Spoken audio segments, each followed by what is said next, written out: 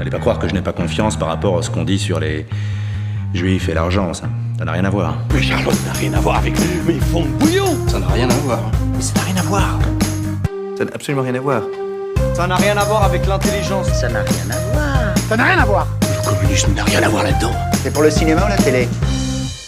Le plus célèbre espion de la planète, des oiseaux explosifs, une Aston Martin et une Lotus Formule 3, deux films qui à première vue se ressemblent beaucoup, mais qui en fait n'ont rien à voir, et pour en discuter, j'ai autour de moi non pas un, mais deux invités. Tout d'abord, celui qui m'accompagne dans ce podcast depuis le premier épisode, Benjamin, bonjour. Eh bien bonjour Thomas. Et on a également avec nous Florent qui vient faire sa deuxième émission avec nous. Bonjour Florent. Bonjour Thomas, bonjour Benjamin. La semaine dernière, on a fait un petit hors-série, on a parlé de Dune, et tu avais hâte, toi aussi, Florent, de découvrir ce film. Qu'en as-tu pensé ? Oui, moi qui suis un avide lecteur de Frank Herbert, un fan assez inconditionnel de celui de Lynch, j'ai été ravi par le Dune de Villeneuve 2021, et ma foi, le deuxième, c'est un essai transformé, c'est super. Il a été écrit d'une manière si intelligente qu'il m'a poussé à... Enfin, c'est un film qui m'a fait réfléchir sur le roman, à la base. Sur qu'est-ce que les changements impliquent, sur l'histoire, comment est-ce que ça peut aller ensuite. Et franchement, c'était une super expérience. J'ai pu le voir en IMAX, je le recommande à chacun, c'est vraiment super. Super expérience en IMAX, c'est Oui. comme ça qu'on l'avait vu. Quand t'es assez devant, tu sais, pour avoir vraiment le film qui occupe tout ton champ de vision en hauteur, en largeur, c'est une immersion totale. On a testé au générique d'aller voir les sièges de devant, c'est compliqué. Tu te fais un torticolis, t'as l'image qui est déformée, ça fait peur, mais il y en a qui aiment visiblement tenter l'expérience en étant tout devant. Écoute, pourquoi pas. Qu'est-ce que vous avez vu d'autre cette semaine ? Qu'est-ce que vous avez fait d'autre ? Eh bien, pour ma part, j'ai regardé un petit peu d'animé japonais. J'ai regardé en partie Space Dandy de Shinichiro Watanabe, le même qui a réalisé Cowboy Bebop. C'est toujours dans l'espace, il y a toujours un dandy, et c'est super. Ça se retrouve où ? Ça se trouve, bonne question, probablement sur Crunchyroll, la plateforme dédiée pour tout ce qui est animé. Et sur la même plateforme, on peut probablement retrouver Moi quand je me réincarne en slime de Yasuhito Kikuchi du studio 8-bit, qui suit l'histoire d'un salarié tout à fait banal au Japon qui se fait assassiner et qui se réincarne dans un monde de fantasy en un petit slime, une créature de très bas niveau, normalement parmi les plus faibles, mais qui hérite de pouvoirs presque divins et qui le fait s'élever jusqu'au rang de seigneur de région. Et donc toi, Benjamin, quoi de neuf ? Alors je suis pas allé au cinéma cette semaine parce qu'il n'y a pas grand chose qui m'intéressait. Je suis plongé à fond dans le jeu Cyberpunk 2077 et c'est incroyable, c'est excellent, voilà. Je sais que ça te fait plaisir d'entendre ça. Quel jeu formidable. Voilà. Et j'aurais bien regardé Ferrari, donc le dernier film de Michael Mann, sauf qu'il est sorti vendredi et j'ai pas trop eu le temps. Mais je pense que la semaine prochaine, je pourrais vous donner un petit avis dessus, parce que c'est un des films que j'attends le plus cette année. Et oui, parce que tu es un fan inconditionnel de Ferrari, de la Scuderia. Oui, tout à fait. Voilà. Tu suis les épopées de Charles Leclerc. Exactement, moi la Formule 1, les moteurs, tout ça, j'adore. Alors pour le coup, moi je l'attends en tant que grand fan de Ferrari, à voir ce que ça peut donner. J'ai très envie de voir ça, effectivement j'ai pas eu le temps. C'est surtout que j'adore Adam Driver et j'ai hâte de voir ce qu'il va faire de ce rôle. En tout cas, si le podcast vous plaît, vous pouvez le noter et le partager à vos amis, à votre famille qui aime le cinéma. Le lien est dans la description de ce podcast. On est disponible sur à peu près toutes les plateformes d'écoute et on a aussi un compte Instagram, rien à voir les films, pour vous tenir au courant de l'arrivée d'un nouvel épisode. Chaque semaine, on parle de deux films, on les compare, on les décortique, on fait des digressions pour parler de tout et n'importe quoi en lien avec le cinéma. Et cette semaine, Florent, c'est toi qui as décidé qu'on allait parler d'un film et de son pseudo-remake, c'est ça ? Exactement, on va parler de Casino Royale, 40 ans avant et 40 ans après, c'est-à-dire les deux films sortis sous ce nom, l'un en 67 et l'autre en 2006. Alors précisons que le nouveau n'a rien d'un remake, les deux ont vraiment peu de choses en commun. D'abord, ils n'ont pas été produits par le même studio. Depuis le début de la saga James Bond, c'est la société Eon Productions qui adapte la série littéraire de Ian Fleming au cinéma, mais au début de cette aventure, ils n'ont pas les droits sur le premier roman, Casino Royale, qui a été écrit donc par Ian Fleming. C'est marrant cette histoire de droit, c'est-à-dire qu'ils ont le droit sur certains bouquins et pas d'autres ? Oui. Comment ça marche ? Il y a des options que tu achètes auprès des auteurs. Alors ça se passe comme ça aux États-Unis, je suis pas très... pas exactement renseigné, mais voilà, tu achètes les droits d'adaptation d'un roman, mais pas forcément toute la franchise, parce que peut-être qu'à l'époque, ça coûtait trop cher, parce que ils n'avaient pas encore réalisé le premier Dr No, ils ne savaient pas comment ça allait marcher. Peut-être que Casino Royale, c'était plus cher que les autres. Mais il me semble qu'ils avaient été acquis par le producteur donc, du film de 67, qui s'appelle Charles Feldman, et qui voulait d'abord collaborer avec la Eon Productions, en faire un film avec eux, mais ils n'ont pas réussi à tomber d'accord, et il a décidé finalement de faire un film indépendant de la série avant que ses droits sur Casino Royale expirent. Après, aux États-Unis, souvent, quand il y a ces droits d'une franchise, alors James Bond, c'est une série de romans, mais des fois, tous les romans n'intéressent pas forcément les producteurs. C'est un peu comme Marvel qui n'a pas vendu le catalogue entier de ses personnages à certains studios, mais ont par exemple donné... bon là c'est parce qu'ils étaient en difficulté financière, mais ils ont donné Spider-Man à Sony, les 4 Fantastiques et les X-Men à la 20th Century Fox. Donc des fois c'est parce que ça vaut plus ou moins le coup de donner telle ou telle propriété intellectuelle au studio. C'est toujours une affaire de négociation. Voilà, c'est des gros sous. Voilà, c'est ça. La propriété intellectuelle, ça se marchande. Bien sûr. Pour le film le plus connu, qu'on va résumer, Benjamin, est-ce que tu peux nous parler du Casino Royale de 2006 ? Alors, le Casino Royale de 2006, c'est un reboot, on va dire, de la saga James Bond. C'est le premier film James Bond où apparaît Daniel Craig en tant que 007. Donc dans ce film, James Bond vient d'obtenir justement son matricule de 007. Et du coup, il est intégré au sein du MI6. Sauf que là, dans ce film, qu'est-ce qu'il fait ? Il poursuit des terroristes qui travaillent pour un certain Le Chiffre, qui est interprété par Mads Mikkelsen. Et Bond, il va devoir le traquer jusqu'au Monténégro, où se joue une partie de poker au gain et au sacrifice important. Ok. Et donc, est-ce que c'est la même histoire qu'on retrouve dans le film de 67 ou pas du tout ? Alors, c'est un peu compliqué. J'espère que vous êtes prêts parce qu'il va falloir s'accrocher. Si vous voulez qu'on résume tout le film, c'est possible. Mais avec grand plaisir. Bon, alors Casino Royale 67. Sir James Bond, le vrai, vit une retraite solitaire après de nombreuses aventures dans un château anglais avec ses lions, ses roses noires et son Debussy. Les têtes des services secrets des grandes puissances mondiales viennent le supplier de reprendre du service parce que les espions modernes ne savent plus survivre dans la guerre froide, car ils se reposent trop sur leurs gadgets et leurs conquêtes sexuelles. Sir James Bond refuse, alors évidemment, réponse mesurée, M fait détruire le château de Bond au mortier, mais l'attaque tue M. Donc, comme tout gentleman qui se respecte, Bond part en Écosse pour apporter la dépouille de M à sa veuve, enfin, ce qu'il en reste après l'explosion, à savoir sa perruque. Il arrive dans un château rempli d'espionnes qui cherchent il me semble, à dégrader l'image exemplaire du vrai espion, mais à ce stade, je n'en suis plus sûr. Il rejette les avances de tout ce beau monde, il doit donc défendre son honneur dans un concours de passes de grosses boules en pierre, dans lequel il défonce tout le monde. Pas le temps d'expliquer. Ensuite, il part à la chasse et descend des oiseaux explosifs téléguidés par son bouton de veste. Comme il réussit, la fausse veuve de M, qui était en fait une espionne, est tellement impressionnée par sa droiture qu'elle s'exile sur le champ dans un couvent. Ensuite, Bond fait exploser un camion de la piégée et devient chef des services secrets britanniques. Vous pensez que c'est fini ? Tous les agents du service ont été tués, il faut donc en recruter plein, et Bond décide qu'ils s'appelleront tous James Bond 007, qu'ils soient hommes, femmes, petits singes ou otaries, tout ça pour embrouiller les services secrets ennemis. Le vieux Bond recrute aussi Vesper Lynd pour être une James Bond, et elle-même recrute le personnage de Peter Sellers pour devenir un James Bond expert au baccarat. Attention, pas de poker dans ce film, pour battre Le Chiffre, joué par Orson Welles, et déposséder une organisation terroriste de sa trésorerie. Là, ça commence à ressembler au film de 2006, mais ça va pas durer longtemps. Sauf qu'en fait, le vieux Bond part en Inde, recruter sa propre fille, née de Mata Hari, la célèbre espionne du monde réel, mais qui en fait est morte bien trop tôt pour avoir une fille de l'âge de celle du film, mais on n'en est plus à ça près. De son temple indien, elle part en taxi pour Berlin-Ouest directement, pour infiltrer une école d'espionnage au décor néo-cubiste. Elle en profite pour saboter une vente aux enchères du Chiffre en détruisant les photos compromettantes qu'il souhaite vendre, et pour faire exploser le mur de Berlin en 67, par la même occasion, avant de repartir évidemment en taxi pour Londres. Et maintenant on arrive au Casino Royale, où Peter Sellers arrive pour enfin jouer avec Le Chiffre au baccarat. Le Chiffre fait un tour de magie, James Bond gagne la partie, Le Chiffre kidnappe Vesper et Bond et lui inflige une torture psychologique, dont Vesper le sauve en déguisant une mitraillette en cornemuse. Le Chiffre se fait tuer à travers un écran de télévision parce que c'est un mauvais méchant. La fille de James Bond est capturée par une soucoupe volante à Londres et se fait ramener au Casino Royale. Sir Bond la rejoint et ils se font séquestrer par son propre neveu Jimmy Bond, qui est joué par Woody Allen et qui était en fait le grand méchant avec une base secrète gigantesque sous le casino. Comme dans la vraie vie. Son plan est de remplacer tous les dirigeants du monde par des doubles robots à son service, qui s'est probablement déjà passé, mais heureusement tous les James Bond arrivent au casino, y compris le Tari, pour arrêter les terroristes. Jean-Paul Belmondo vient faire un caméo, sauf que Woody Allen avale par mégarde une gélule atomique qui fait sauter toute la région dans une explosion nucléaire. L'épilogue nous dit que tout le monde va au paradis, sauf Woody Allen, qui va en enfer. Peut-être comme dans la vraie vie.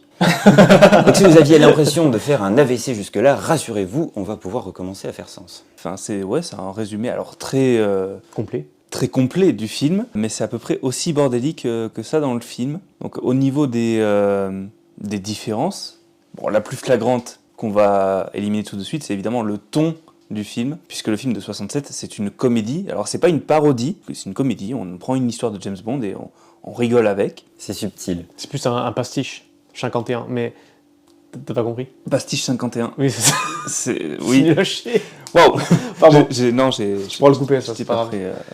À l'origine, il voulait en faire une parodie, mais face à... En fait, Peter Sellers a été assez imbuvable sur le tournage et il n'avait de cesse d'essayer d'en faire un film sérieux, enfin un James Bond plus terre à terre. Quoi qu'il en soit, enfin à cette époque, il y avait 3 ou 4 films James Bond qui étaient sortis avec Sean Connery, et c'était déjà un petit peu des parodies. Enfin, je veux dire pas des parodies, mais des comédies. Et faire une parodie de comédie, c'est de toute façon déjà un petit peu bancal. Donc il y a ce ton un petit peu bâtard entre comédie et des moments un peu plus sérieux. Oui. Le film sort en 67, donc la même année que le dernier film avec Sean Connery, à savoir On ne vit que 2 fois. Moi, il faut savoir que mon lien avec la saga James Bond, j'en ai vu que 2. Donc c'est les Casino Royale qu'on a vu pour cet épisode. Donc je n'ai que très peu de connaissances sur cette saga, même les films avec Daniel Craig. Mais tout ce que j'ai en tête, c'est des vagues clichés. Et je trouve que... Alors les clichés, on les retrouve globalement tous dans le film Casino Royale avec Daniel Craig. Ce James Bond très athlétique, un peu macho, très séducteur, même si là il tombe amoureux, il devient presque romantique. Et c'est des clichés qui sont totalement évacués dans le film de 67. C'est avec ce James Bond déjà qui est assez âgé, qui n'est pas séducteur, qui est mal à l'aise, parce qu'il se retrouve dans cette organisation qui est matriarcale, enfin avec que des femmes partout, des espionnes dans tous les sens. Château, ouais. Dans un château. Il bégaye, c'est assez intéressant, parce que c'est vraiment un traitement très différent. Et il rejette toute cette idée de modernité, de gadget. Il veut pas de gadget, il veut pas conduire une Aston Martin. C'est assez intéressant. En fait, on est dans un cas assez intéressant parce que dans le premier film de 67, on a des clichés qui sont pas encore tout à fait bien établis. Il n'y a pas encore grand-chose à parodier. Enfin, c'est beaucoup plus simple de faire une parodie après ceux de Pierce Brosnan que après 3-4 films avec Sean Connery. Et dans le cas de Casino Royale 2006, c'est intéressant parce qu'en fait, on est dans le reniement de plusieurs des clichés qui font la saga. Par exemple, il y a toujours la grande séquence avec Q, le spécialiste des gadgets du MI6, qui briefe Bond sur les différents gadgets qu'il a préparés pour cette aventure-là, et dont Bond aura l'usage plus tard dans le film. Et en fait, déjà, il n'y a pas de Q dans Casino Royale, il apparaît plus tard, il me semble, dans Skyfall. C'est ça. Et il y a un seul petit gadget qui est caché dans sa voiture, c'est un défibrillateur qu'il utilise quand le chiffre essaye de l'empoisonner. Ouais, c'est ce qui m'avait marqué dans ce James Bond, c'est qu'il n'y a pas tant de gadgets que ça. Dans son Aston Martin, il y a un flingue caché dans la boîte à gants, mais à part ça... Oui. On est moins sur le côté farce et attrape qui, justement, est reproché par Sir Bond dans le Casino Royale de 67, et Casino Royale 2006 se rapproche beaucoup plus d'un Jason Bourne, en fait, qui a effectué son influence sur les films hollywoodiens de l'époque. Surtout, je pense que c'est vraiment un produit de son époque, parce que ça se voit que c'est un film de 2006, parce que la grande séquence de parcours à Madagascar, voilà, en mode ouais, le parcours c'est cool, l'image très DV, on va dire, il y a quand même la scène d'introduction en noir et blanc, oui, avec Bond qui menace, donc je sais plus exactement qui c'est, mais dans le bureau, et qui lui raconte comment il s'est débarrassé de son garde du corps dans la salle de bain, et les passages dans la salle de bain sont aussi filmés en noir et blanc, mais avec une espèce de caméra DV qui fait un peu penser à celles qui ont été utilisées dans 28 jours plus tard, avec ce train très pixelisé. Mais du coup, c'est assez intéressant. Et ce que tu disais sur le reniement, un peu comme le vieux Bond de 67, c'est aussi quand on voit le dernier film qui était sorti avant, donc qui était Mourir un autre jour, avec Pierce Brosnan, que j'avais vu il y a quelques années. Là. Ah ouais. Ou des fois c'est limite parodique en soi tellement c'est abusé. Je me souviens de la Aston Martin qui peut devenir invisible, Oui. mais qui ne fait pas de bruit. Non, bah non. Alors bien qu'une sûr. Aston Martin, voilà, c'est un petit moteur quand même qui fait son petit ronron, ou même les répliques à la con du genre Monsieur Kill, ça c'est un nom qui tue. Il n'y a pas trop ça dans Casino Royale.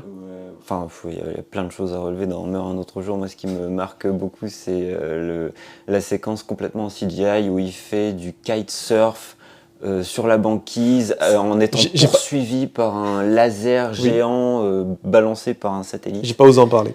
Ah bah pardon, je mets les pieds dans le plat. Mais soyons t'as clairs. raison. Et c'est vrai que du coup, ces nouveaux James Bond avec Daniel Craig reviennent à une forme de réalisme. Je pense que, comme tu disais, il y a l'inspiration de Jason Bourne, mais peut-être aussi Mission Impossible. Oui, carrément. Le film est très ancré dans son époque de 2006 aussi. Mhm. Les téléphones. Oui. Oh, mon Dieu. Alors les petits téléphones Sony avec leur Avec l'appel. avec leur interface très Oui, en T9, là. LED. La scène où il est dans sa voiture en train de rouler à fond la caisse avec son GPS tout vert. Oui. Il y a des aspects comme ça qui ont assez mal vieilli dans le film. Moi, ce GPS, il m'a toujours marqué parce qu'il est extraordinairement fluide. Moi, j'ai jamais eu, encore en 2024, j'ai jamais eu un GPS aussi fluide que celui-ci. On sent un petit peu le CGI. D'ailleurs, il y a enfin, il est léger en CGI, mais ils sont bien cachés. Après, quand même, on parle du GPS qui est à la pointe, mais c'est le Mi6 quand même. Oui, Il ne faut pas l'oublier quand même, ce n'est pas n'importe qui. Précision militaire. Mais oui, c'est vrai que c'est en tout cas l'impression qu'il y a beaucoup de cascades, d'effets pratiques. Mais après, tu parlais de cette séquence à Madagascar de parcours. Je trouve qu'elle est vraiment super chouette parce qu'elle elle assoit vraiment la personnalité. C'est vraiment du show don't tell.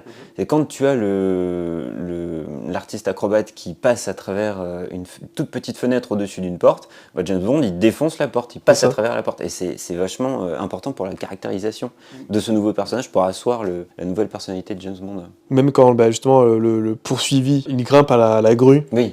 James Bond, il se casse pas la tête et il démonte, on va dire, le contrepoids de la grue pour s'élever. C'est l'ingéniosité, mais la facilité en même temps. Et sur celui de 67, on a un côté assez visionnaire de la part des scénaristes qui sont aussi nombreux que les acteurs quasiment. Parce que en fait, il entrevoit déjà, alors que le règne de Sean Connery n'est pas terminé, il entrevoit déjà que ça va se perdre, que ça va se diluer en farce et attrape, en blague un peu facile, en conquête sexuelle très superficielle. Très superficielle, exactement. Et finalement, ce film, il propose aussi une interprétation tout à fait intéressante, je trouve, de ce qu'est James Bond. C'est juste un nom. Et au fur et à mesure du film, il y a en fait de plus en plus de James Bond. Et ça forme un petit peu un lore, une légende de, Roger Moore, qui vient après Sean Connery et George Lazenby, c'est juste celui qui reprend le poste finalement de James Bond plutôt que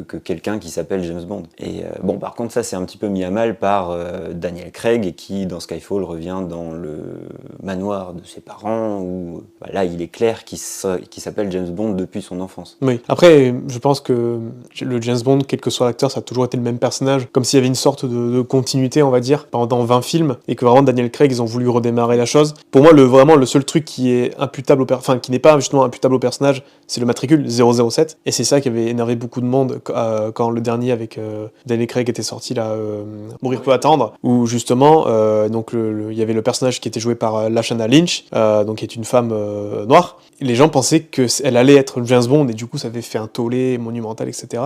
Mais non, c'est juste qu'elle reprend le matricule 007, qui est juste un titre, pendant que James Bond, lui, est à la retraite avec Léa Seydoux. Donc, je sais plus comment il s'appelle, mais ça, je pense que ça avait créé un tollé, alors que c'est un matricule. Oui, forcément, ça change. Enfin, c'est comme dans n'importe quel taf. J'ose même pas imaginer maintenant, si on faisait un film où tous les personnages du film s'appelleraient James Bond, quel genre de polémique inutile ça ferait. Si on revient sur les différences, dès le générique, le film dévoile un peu son identité. Le film de 67 s'ouvre en fanfare, littéralement, avec des trompettes, des animations 2D assez excentriques, complètement déformées, et en fait peu de références à l'univers du casino, parce qu'en fait, le casino royal dans le film de 67 est assez anecdotique, finalement. Qu'est-ce qui ne l'est pas ? Le film de 2006, pour le coup, c'est un générique alors très classique, on tire dans l'objectif de la caméra, on a cette animation 2D, 3D, un peu mix avec pour le coup des cartes de casino, des couleurs, du rouge, du noir, la roulette, voilà. T'avais remarqué un foreshadowing, Benjamin, il me semble aussi, dans Oui. ce générique. Par rapport au personnage de Vesperlin, donc, qui est dans le film de 2006 est joué par Eva Green, il y a 2 cartes qui lui font référence. La première qui est la Reine de cœur, qui est une référence à l'amour, et la seconde, si je ne dis pas de bêtises, qui est l'As de pique, enfin l'Ace of Spades, et qui du coup, cette carte-là, prédit, on va dire, sa trahison. Donc amour et trahison. C'est pas mon cas, mais je pense que si on a une connaissance assez étendue de la signification des cartes et du poker, on peut repérer certains indices. C'est pas mon cas, mais c'est tout à fait intéressant. Oui, je me rappelle de la reine de cœur qui... Enfin, il y a un réticule qui passe rapidement devant et on voit son portrait stylisé. Mais je n'avais pas conscience de l'as de pique, c'est très intéressant. Tant qu'on a parlé de James Bond Girl, donc dans le film de 2006, elle est jouée par Eva Green. Dans le film de 1967, elle est jouée par, donc la James Bond Girl principale, si on peut la nommer comme ça, elle est jouée par Ursula Anders, qui était la toute première James Bond Girl dans Contre Dr. No. En fait. Exactement, ouais. Dans sa scène d'introduction dans Dr. No, elle sort de l'eau dans l'océan, elle était partie pêcher des coquillages et on la voit comme ça sortir de l'océan et arriver sur la plage pendant que James Bond l'observe, enfin il est en train de se cacher des méchants et il la voit arriver comme ça. Et on a un écho finalement dans Casino Royale 2006 où Daniel Craig sort de l'eau. Apparemment ça s'est passé de façon tout à fait fortuite lors du tournage, mais ça a donné une scène iconique qui définit encore aujourd'hui la carrière de l'acteur. Avec son maillot de bain saillant. Ça le poursuit, oui. Son petit speedo. Apparemment, pendant le tournage, il était censé continuer de nager, donc avec juste la tête qui sort de l'eau, mais il aurait heurté un banc de sable qui se trouvait là, et il était obligé de se lever pendant le tournage du plan. Et dans la même séquence, on a aussi une pré-James Bond girl, c'est-à-dire il y a toujours des Bond girls pas accessoires, mais secondaires, on va dire. Et celle-ci, c'est celle qui arrive en cheval. Oui, j'ai pas compris pourquoi, mais... Et elle, par contre, elle voulait absolument gérer son entrée en Bond girl, parce que, en espérant une séquence aussi iconique que, par exemple, Ursula Andress. Et en fait, elle s'était blessée très peu de temps avant, et elle s'est forcée... Enfin, elle pouvait pas, en principe, monter à cheval, mais elle s'est forcée à le faire pour la séquence. Séquence qui sort un peu de nulle part, en vrai. Oui. Elle arrive sur un cheval. Il y a peut-être une symbolique, parce que c'est un cheval blanc. Ouais, mais pour le coup, on se souvient davantage de Daniel Craig qui sort de l'eau. Oui. Après, je comprends le fait qu'une entrée de James Bond Girl, c'est censé être mémorable. Même pour les actrices, en général, ça peut être un tremplin. On pense par exemple à Halle Berry, qui a aussi une scène justement où elle sort de la mer en maillot de bain. Donc il y a beaucoup de sorties en maillot de bain dans les James Bond. Bon, c'est souvent des femmes pour le coup, mais je comprends que ça puisse être aussi important que l'entrée en scène de 007. Dans les acteurs qui viennent faire des apparitions dans le film de 1967, donc on a Ursula Andress, on a aussi, donc on a parlé de Woody Allen tout à l'heure, qui également était visionnaire parce que dans ce film c'est un pervers qui aime bien séquestrer des femmes. On a Belmondo, et on parlait tout à l'heure de Ferrari, on a Stirling Moss, un ancien pilote de Formule 1. D'accord. 16 victoires en Grand Prix pour 16 pole positions. Bah force à lui. Et c'est celui qui, quand on lui demande de poursuivre cette voiture, il part à pied, Voilà. Ah d'accord, oui, c'est lui. en laissant sa voiture derrière lui. Et Orson Welles, du coup, le réalisateur de Citizen Kane, entre autres. Qui aurait pu être le baron Harkonnen dans une autre adaptation de Dune, mais bon, bref. Pas mal, non? C'est français. C'est français. Donc Orson Welles dans ce film qui est d'ailleurs très impressionnant, alors que le chiffre du film de 2006, qui est joué par Mads Mikkelsen, déjà il est asthmatique. C'est un défaut. C'est dans le bouquin. Je suis asthmatique, donc on va pas critiquer les asthmatiques. On a le droit. Je le trouve moins, m'as-tu vu, moins impressionnant. Mais est-ce que tu pleures des larmes de sang aussi? Non, je respire mal. D'accord. Par contre, dans le film de 2006, il joue au poker, Oui. Oui. Texas Hold'em. au Texas Sans Hold'em. limite. Je n'ai pas toutes les références du poker, je ne suis pas assez spécialiste, moi mon truc c'est le blackjack. Avec une cave à 5 millions. Par contre, dans le film de 67, il joue au baccarat. Est-ce que tu peux m'expliquer les règles du baccarat, s'il te plaît? Je n'ai rien compris. Non. Mais très bien. Mais c'est très drôle, en plus de les voir jouer, parce qu'on comprend rien. On comprend rien. Ils tirent tous les mêmes cartes, c'est toujours le 2 et le 3. Oui. Mais si tu veux, moi j'ai même pas envie de savoir, parce que je trouve ça tellement drôle de... Mais je sais pas s'ils ont vraiment des règles. Moi ça me fait penser un peu au Camoulox. Ça Oui. me fait rire pour ça, tu vois. On Oui. comprend pas trop, on comprend pas les enjeux et machin. Ils auraient dû faire un Kems, ça aurait été... Ça aurait été plus simple. Ah, Uno. Ouais, voilà.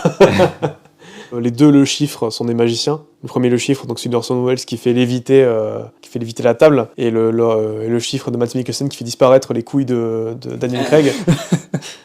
Et d'ailleurs, avec un coup de corde, oui.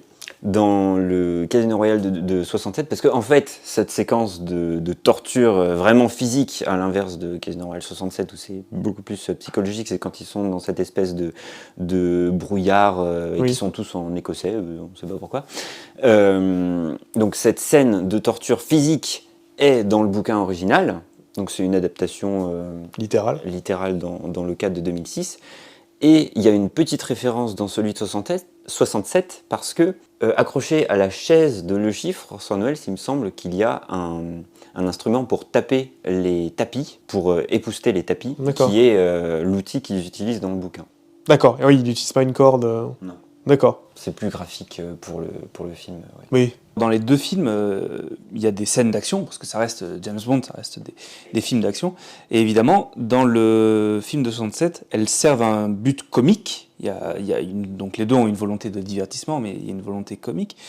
Alors que pour 2006, c'est une volonté épique. Pourtant, il y a plus d'explosions dans le film de 67 que dans le film de 2006. Je les ai comptés, il y en a 7 dans le film de 67, il n'y en a que 3 dans le film de 2006. Et une qui m'a vachement marqué, c'est à la toute fin quand même de ce film de 67. C'est un foutoir, c'est le chaos. La blague qui m'a fait le plus rire, c'est on appelle les Américains, il y a des cow-boys sortis d'un western qui débarquent avec les Indiens. Et les Indiens qui arrivent en parachute tipi par le toit verrière. Mais c'est... C'est la plus grande bataille de casino de l'histoire du cinéma. Est-ce qu'il y en a eu beaucoup C'est d'autres ? peut-être la seule. Ah, comme ça, je ne Moi, saurais pas te dire, mais... Ce qui me termine à chaque fois, c'est le... Ah si, Army of the Dead de Zack Snyder. C'est faux. On retiendra donc... Casino Royale. Ce qui me termine à chaque fois, c'est le mec qui arrive en s'étant tiré une balle en disant ce pistolet tire à l'envers, je crois Oui. que je viens de me tuer. Ah putain. À ce moment-là, dans le film, j'ai débranché mon cerveau, je suis juste en mode... Oui, je oui, kiffe. non, mais- oui, c'est Je cherche pas à prendre des notes, des matchs. Elle roule. Juste, j'ai adoré. Mais Vraiment, je pense que c'est ce qu'ils se sont dit aussi à la fabrication du film, parce que en fait, c'est une production qui a rencontré plein de problèmes, et la méthode qu'ont employé les producteurs, c'est à chaque problème qu'on rencontre, on rajoute un scénariste et on rajoute une star au casting. Donc ça fait un budget qui enfle. Même les réalisateurs, hein, il y en a eu 4, je crois. Il y en a, oui, il y a aussi des réalisateurs qui ont défilé dans pas mal de séquences. Et donc forcément, au bout d'un moment, on aboutit à une situation scénaristique qui est un peu indémêlable, et c'est là où on arrive à ce genre d'extrémité, à ce genre de finale, dernier arrêt, si vous voulez, de la ligne scénaristique. Donc les deux films sont des films britanniques. Pour moi, il y en a un qui est quand même plus british que l'autre. Petite Ah, nuance sur britannique, c'est américano-britannique, quoi, Américain. à chaque fois.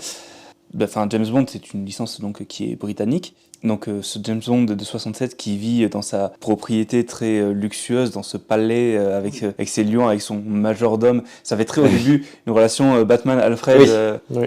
Qui tremble en portant son plateau. Et la majorité du film se passe en Angleterre, alors que le film de 2006, pour le coup, l'Angleterre, on y est très peu. Finalement, à part la mention du MI6, on voyage dans tout le monde, on se détache complètement de la monarchie. C'est un film qui est un peu moins patriote. Voilà. Oui, c'est clair, mais quand James Bond reste au Royaume-Uni, c'est généralement qu'il a peu de choses à faire. Un des clichés finalement de la série, c'est qu'on voyage dans le monde entier. Il y a toujours 5 ou 6 localisations, 5 ou 6 pays qu'on traverse dans le cadre d'une enquête. C'est généralement assez incompréhensible. Enfin, à ce jour, j'ai toujours pas réussi à suivre complètement l'enquête de Casino Royale 2006. Oui. Qu'est-ce que c'est que cette histoire d'ellipsis, machin, après ça revient pas, machin. Je me suis pas posé la question de Ellipsis. C'est vrai que oui, il appelle, mais après il disparaît du film. Peut-être que justement ils auraient dû engager plus de scénaristes et plus de stars. T'aurais aimé une invasion d'Indiens en parachute tipi dans les bâtiments de Venise Un peu plus d'excentricité. pour peut-être. aller sauver Vesperline de sa cage d'ascenseur. Exactement. Il me semble que tu as quand même remarqué des points communs. Et ben dans les deux, le méchant a un handicap mineur, parce qu'on a Mads Mikkelsen, le chiffre, qui est borgne et qui pleure des larmes de sang. Et de l'autre côté, on a le grand méchant final, Woody Allen, qui a un petit bégaiement. Un petit bégaiement qui est petit, qui est complexé par sa taille aussi. Oui, il y a ça aussi. Voilà, qui veut tuer tous les hommes de Oui, qui plus vraiment- d'1m37. On a également une musique qui défonce pour le générique. Ouais. La chanson de Chris Cornell pour 2006 et la musique qui est bien connue et qui, me semble, a failli remporter un Oscar pour le film de 67. On a également un accident de voiture assez spectaculaire. Une des explosions que tu as remarqué dans le film de 67, c'est un camion de lait qui explose, Oui. avec ces espèces de phares piégés en mode mine militaire, Tout à fait. avec ces cut-out en acier. Et dans le film de 2006, on a la voiture de James Bond qui part en tonneau quand il essaye d'éviter Eva Green qui se trouve attachée sur la route. Une voiture qui fait 7 tonneaux, il me semble, d'après le making-of, et qui à l'époque a enregistré un nouveau record du monde pour le plus de tonneaux pour une voiture de course aidée par un vérin pneumatique. Parce que comme c'est une voiture de sport, elle est très bas de caisse, Oui. donc c'est très dur en fait de la faire partir en tonneau. Et pour aider ça, l'équipe d'effets spéciaux a placé un canon pneumatique à l'arrière du siège conducteur pour la faire décoller. Parce qu'une rampe n'était pas suffisante. Je crois qu'ils avaient utilisé la même chose pour The Dark Knight, dans la scène du tunnel. Oui, tout à fait, le camion. Oui. Ouais. Tu parlais des musiques tout à l'heure. Oui. C'est quoi ta musique préférée d'un générique de James Bond? Sachant que, a priori, t'en as vu pas mal. Franchement, sur Adele Skyfall... Bah écoute, bon, j'ai pas vu énormément de James Bond, et c'est peut-être un peu normie, entre guillemets, de dire ça, mais c'est vrai que Skyfall, quand je l'écoute, je me dis, ah oui, c'est vrai que quand même... Oui, non, mais il y a ça. Et c'est Billie Eilish qui avait fait dans Oui. Mourir peut-être, ouais. Putain, Vas-y, casse tout en fait. Mais l'un de mes préférés, ça que reste... je trouve très bien, la musique de Billie Eilish, d'ailleurs. L'un de mes préférés, ça reste Casino Royale parce que il y a... Enfin, c'est You Know My Name, donc de Chris Cornell, qui dénote franchement avec tout ce qui précédait. J'aime beaucoup GoldenEye de Tina Turner, Oui. il me semble. Très, très, très cool. Et une autre que je vais retrouver d'ici quelques secondes. Celle de Madonna, là. De Diana of the Day, elle est pas mal, oui. Et c'était Duran Duran, A View to a Kill pour Permis de tuer de Duran Duran avec Timothy Dalton, que j'aime beaucoup. Timothy Dalton, qui n'a fait que 2 films, Oui. c'est ça? C'est ça. Et qui est le méchant dans Hot Fuzz. Et c'était déjà une espèce de reboot à l'époque, à la même sauce que Daniel Craig, parce que il s'était dit bon, on y va avec plus de sang, c'est plus violent, c'est plus sérieux aussi dans les thèmes. Il y a un personnage, Felix Leiter, qui apparaît dans Casino Royale 2006, qui se fait, il me semble, tuer, sinon au moins mutilé dans, je crois que c'est Permis de tuer. Et après, ils sont revenus à des choses un petit peu plus frivoles avec Pierce Brosnan, avant de revenir décidément vers le gritty, vers le violent avec Daniel Craig. De toute façon, c'est un cycle. Hein. Et du coup, c'est lequel ton acteur préféré, toi? Ou ton James Bond préféré? Ah bah ça dépend, hein. Chaque acteur c'est une époque, chaque acteur c'est un style, c'est une saveur. Enfin, on apprend à aimer chacun d'entre eux. Moi j'ai surtout grandi avec Roger Moore et Pierce Brosnan. Faut dire que Daniel Craig marche très bien, j'aime beaucoup son interprétation en James Bond fatigué et à bout de souffle au début de Skyfall.